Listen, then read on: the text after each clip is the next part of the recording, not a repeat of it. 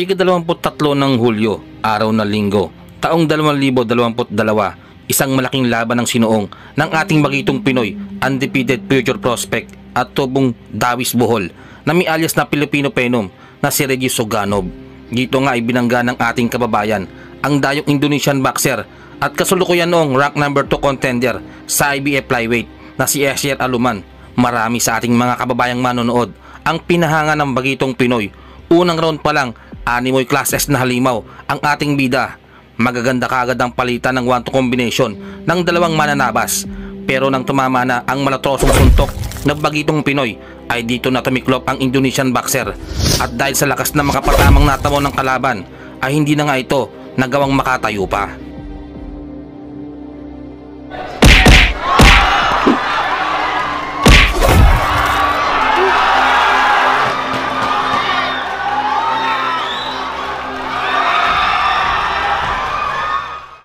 Ika-9 ng Setyembre taong 2022, 2 buwan lang ang makalipas mula ng talunin ng Pinoy ang Indonesian boxer. Isa na namang Indo boxer ang muling susubok sa kapangyarihan ng ating bagitong Pinoy.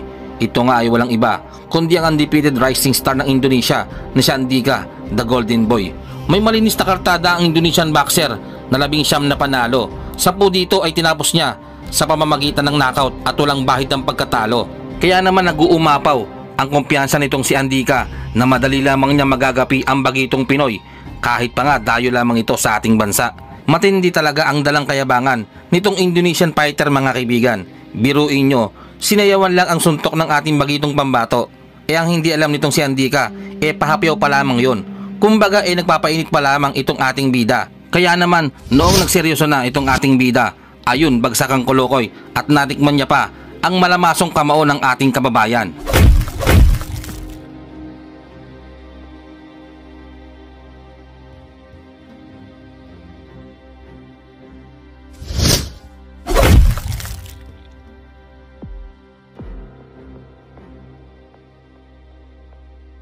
Umabot ang kanilang bakbakan hanggang sukdulang 12 rounds at nakuha ni Regis Soganov ang panalo by lopsided unanimous decision. A unanimous decision, still undefeated, Regis, the Filipino Phenom, Soganov!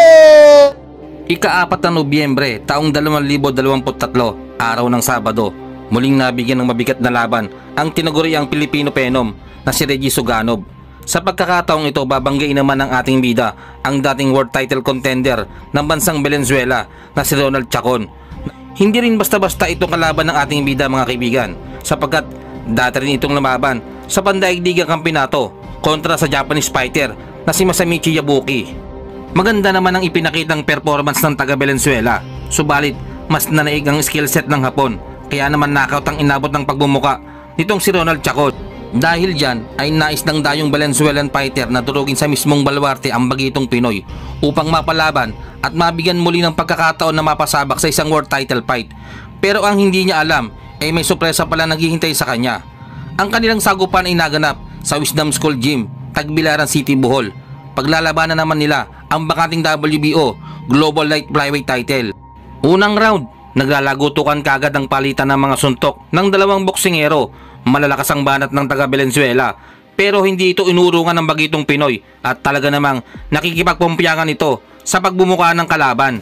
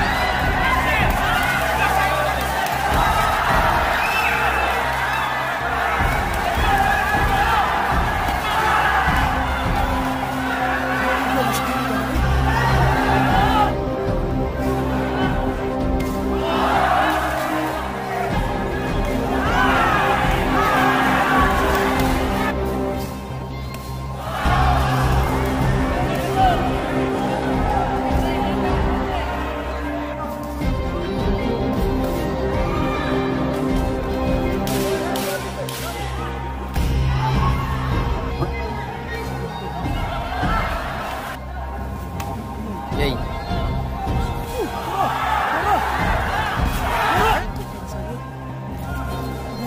One time. Yay.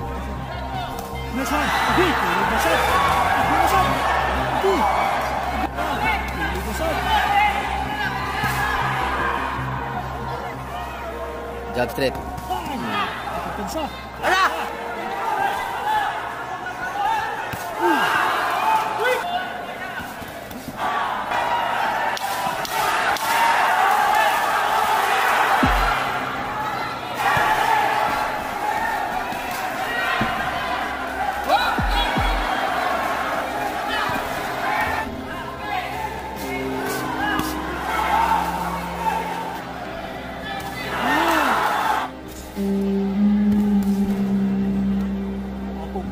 Aku bisa dong.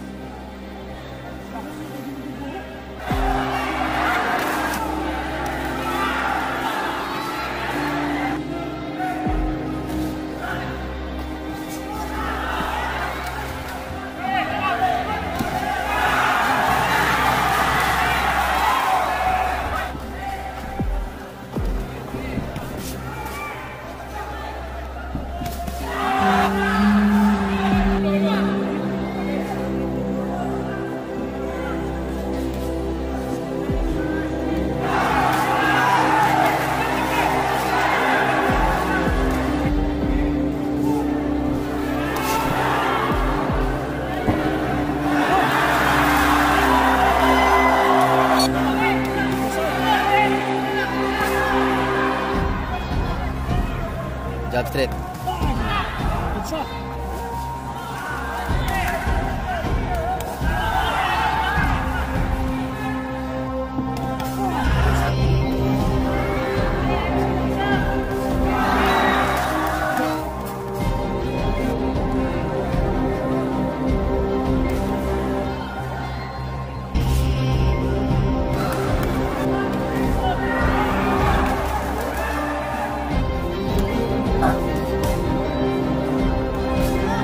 Dengan na, Cik.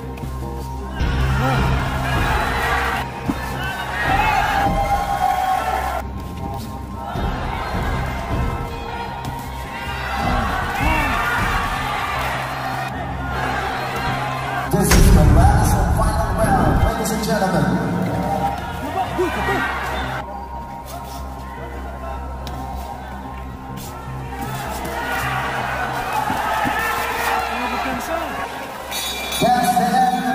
Taong 2016, isang laban ang hindi malilimutan ng tubong Maguindanao Cotabato City at tinaguri ang ruthless na si Romero Duno, kung saan ay sinagupan ni Duno ang Russian boxer at kapwa undefeated na si Mikhail Alekseev.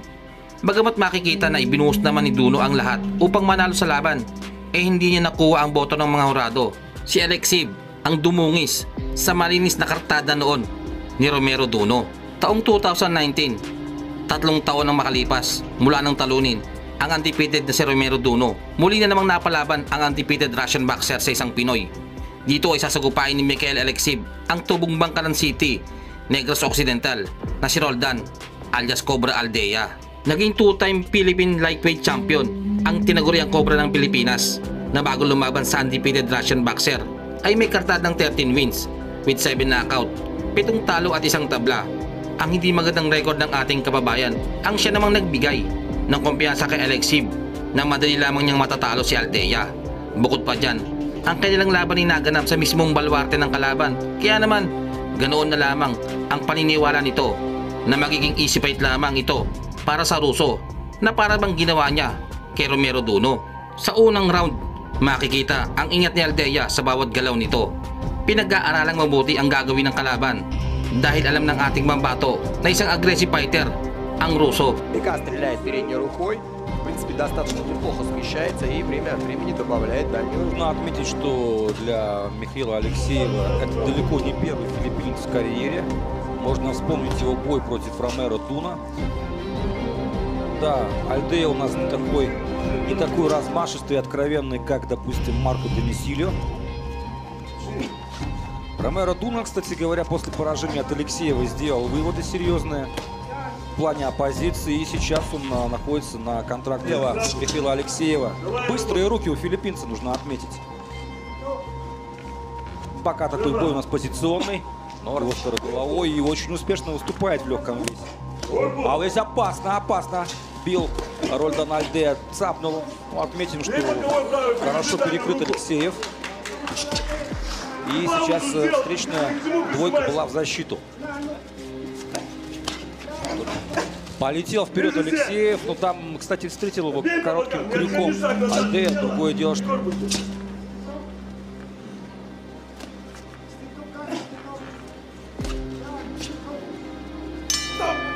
Второй раунд. Сразу по филиппинцам Екатерина. Опасно. Round 2 ay makikitang dinodumina ng Russian boxer ang kanilang bakbakan, kung saan ay mas malalakas ang mga patama sa Pinoy. Pero dito ka rin bibilib sa ating kababayan, mga idol, dahil hindi mo ito makikita ng pagkabahala at nakikipagpalitan ito ng mga bira sa kalaban. Очень много ударов от Михаила Алексеева. Боковой. Замерз Алексеев и пошел на добивание. Ролдан Альдея прекрасно Много понимает, ударов что через шанс у защиту. него. Пока держит. И даже не клинчует Миша. Замерз Алексеев. Ну вот, наконец-то клинч. Не Опасно попадает снова филиппинский боксер. Вцепился Алексеев. В Алексея. Вот боковой. Единственный в ответ прошел у Алексеева. Перетерпел Миша эту атаку. Вытерпел все Михаил. А пропускает сейчас его филиппинец. Он понимает, это огромный для него шанс, но тоже старается не вымахаться здесь. И пока это самый тяжелый раунд для Михаила Алексеева в этом поединке.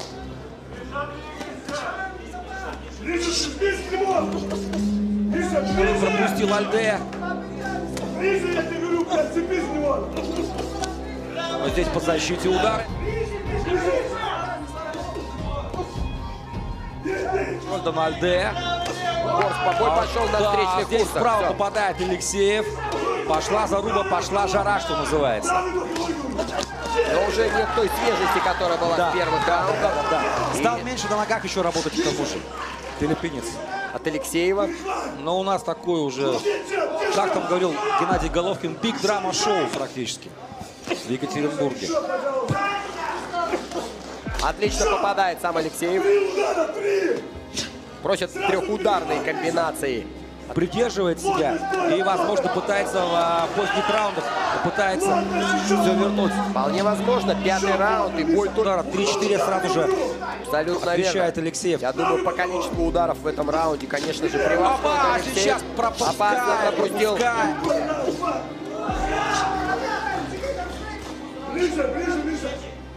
А вот тут принимает филиппинский боксер поединок. Провалил Конец здесь раунда, немножко, да. Ролдон своего соперника и ударил. Будет ли красть раунд филиппинец? Мне пока... 8 запланированных в атаке Михаил Алексеев встречает его двойкой Рольдана Альдея. А здесь удается Михаилу подойти поближе, и у нас опять начинается размен. Причем Михаил Алексеев, удается ему навязывать здесь большое количество ударов. И не успевает здесь. пропускает сейчас Михаил, Слишком большую пропускает. дистанцию дал он возможность оттянуться здесь филиппин. Граммов. Российский боксер Михаил Алексеев. Долгожданное возвращение Михаила в ринг. И его филиппинский Хорошо попадает Михаил с дальней руки. Старается тоже упереться на ногах. Видимо, верит в свой удар. Рольдан Альдея. Ох, какой левый боковой пропускает. И он продолжать нужно будет работать. Он пытается Левый после этого боковой ввязаться. Тут же правый прямой в ответ от Алексеева. Алексеев, похоже, у Миши открыл. Другое дело, что если по корпусу попадает Алексеев, отвечает Альдея.